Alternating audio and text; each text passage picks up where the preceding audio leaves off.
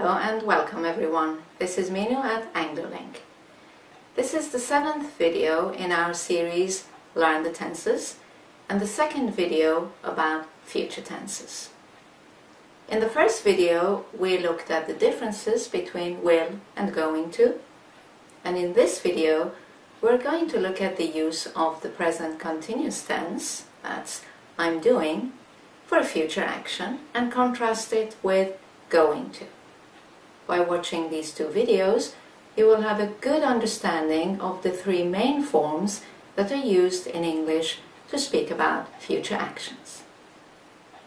So, when you're ready, let's begin. Right, let's start and contrast going to future with present continuous with a future time marker. First of all, just a brief reminder of the formulation of the two forms. Going to future, I'm going to do it, you're going to do it, he's going to do it, etc. And present continuous, but this time including a future time marker, I'm doing it tomorrow, you're doing it tomorrow, he's doing it tomorrow, etc. Okay, let's move on to usage now. Let's start with the second usage of the going to future that we looked at in the previous video. As you remember, the second usage was talking about a decision or a plan made before the time of speaking. Let's look at some examples. My friend wants to see the town, and I've decided to show her around. I'm going to show her around. She has decided to study at college. She's going to study psychology. He is planning to seek legal advice. He's made a decision. He's going to see his lawyer sometime next week. They want to discuss the matter. So they've decided to have a meeting. They're going to meet soon. Notice they're all personal decisions or plans before the time of speaking.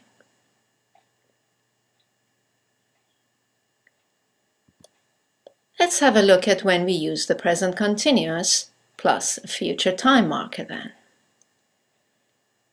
We use this formulation when it's not just your personal plan or decision, but an arrangement or an appointment. It's something you can put in your diary now. Let's take the same contexts and see how the tense changes. So, this time you've made an appointment with your friend to show her around the town. To indicate this, you use the present continuous and say when this is happening in the future. I'm showing her around this afternoon. In the second example, she has now registered at college. It's like an appointment, an arrangement. So we switch to the present continuous. She is studying psychology next year. Let's look at the third example. He has made an appointment with his lawyer. He is seeing him next Tuesday. And the fourth example, they have now scheduled a meeting. It's arranged, it's fixed. They're meeting at 1 o'clock tomorrow. So notice how appointments and arrangements have been made and are now fixed in the future. Let's look at the two tenses together and compare. So, going to, for plans and decisions, usually personal, before the time of speaking, and present continuous, including a future time marker, for appointments and arrangements. I'm going to show her around the town. It's my plan, my decision. I'm showing her around the town this afternoon. I have an appointment with her. She is going to study psychology. That's her decision.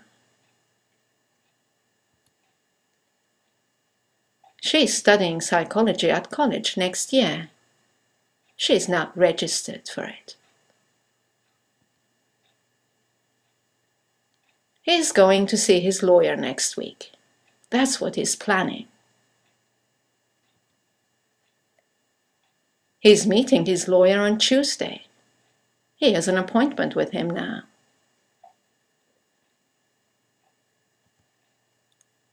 They're going to meet again soon. They've decided that. They're meeting at 1 o'clock tomorrow. They have made an appointment for this meeting. Right, in a dialogue, you want to ask your question with either form.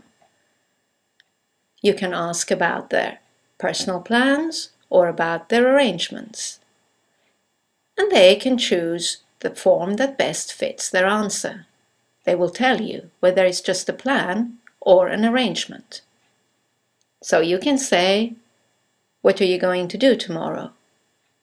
Or, "What are you doing tomorrow?" If they have an arrangement, they can answer with the present continuous. For example, "I'm visiting my parents." Or, "I'm playing tennis with a colleague." If they only have personal plans or decisions, they will answer with the going to form. For example, "I'm going to finish my homework." Or, "I'm going to tidy up my room." Note that it's best to avoid saying "What will you do tomorrow?" unless you follow it with an if. What will you do tomorrow if you finish your work early? There's one more point to mention to you. That's about timetables. If your arrangement involves an external timetable, then you need to use the present simple to speak about it. Let's look at some examples. For example, what are you doing tomorrow, next week, etc.? Let's say someone says, "I'm flying to Geneva." And there's a timetable, there's a flight timetable. He or she will have to say, "My flight leaves at 11 a.m. We're going to a concert next Saturday. To give the time the concert begins, we switch to present simple. The concert begins at 8 p.m. Let's look at another arrangement. She's watching a movie with us this evening. To give the time the movie begins, we switch to present simple. The movie starts at 7:30. Another arrangement. They're arriving by train tomorrow afternoon. To give the timetable of the train, switch to present simple. Their train arrives at 3:15 p.m. Right, it's time to do some exercises. Obviously, a common mistake can be using the present continuous instead of going to, and vice versa. So let's look at some situations and see which sentence sounds better to you. First example, someone says, "Have you booked an appointment with your dentist?" What's better to answer? yes, I'm going to see him tomorrow morning, or yes, I'm seeing him tomorrow morning. Well, as it's an appointment, option B is better. Present continuous with the future time marker. Yes, I'm seeing him tomorrow morning. Let's look at another example. Someone asks you, what are your plans for this summer? What is a better answer? I'm going to redecorate my house, or I am redecorating my house.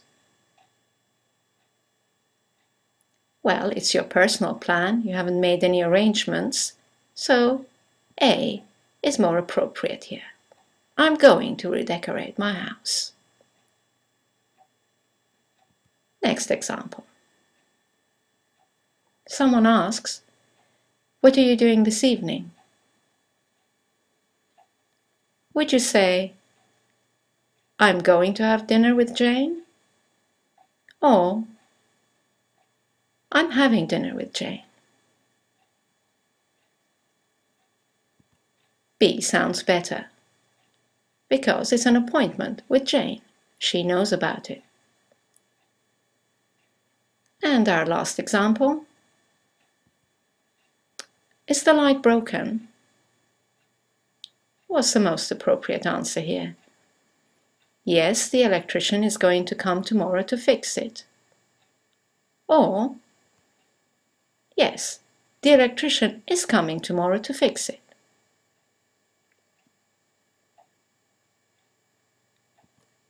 B definitely sounds better, because you have an appointment with the electrician.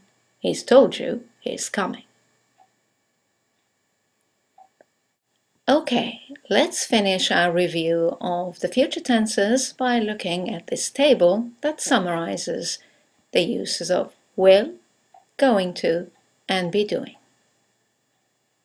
Will for a decision at the time of speaking, going to for a decision before the time of speaking, and be doing for an arrangement or an appointment. And will for uncertainty, with expressions like I think, maybe, probably, and going to for certainty, with expressions like I'm sure, I'm certain, definitely. Please remember that these are guidelines for you to be able to choose the most appropriate form in each situation. Of course, sometimes both forms work equally well, but really only a native speaker would know that instinctively. As a non-native speaker, it is useful to follow these guidelines that allow you to be really confident in choosing the future forms. Well, I hope you've enjoyed this video about future tenses and the previous one.